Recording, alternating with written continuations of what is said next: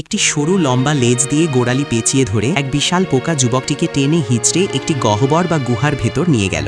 গুহার ভেতরে ছোট ছোট অনেকগুলো পোকা কৌতূহল নিয়ে তার দিকে এগিয়ে এলো। সেখানে অন্তত ডজন খানেক এমন পোকা ছিল। যুবকটি ভেবেছিল এবার নির্ঘাত তার মৃত্যু হবে। একটি ছোট পোকা তো ইতিমধ্যেই তার আঙুল কামড়ে খেতে শুরু করেছিল, কিন্তু এরই মধ্যে তাকে আরও সামনের দিকে টেনে নিয়ে যাওয়া হলো।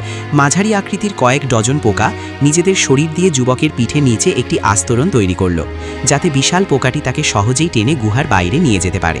পোকাদলটি সমবেতভাবে এক ধাক্কা দিয়ে যুবকটিকে গুহার মুখ থেকে বাইরে বের করে দিল।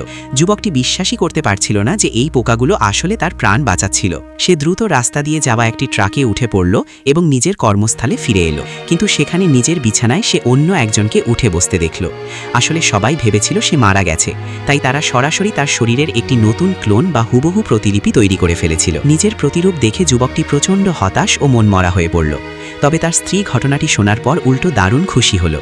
সে এই দুই পুরুষের গায়ে আলাদা আলাদা নম্বর লিখে দিল এবং সিদ্ধান্ত নিল যে তারা তিনজন মিলে এখন থেকে সুখে শান্তিতে সংসার করবে।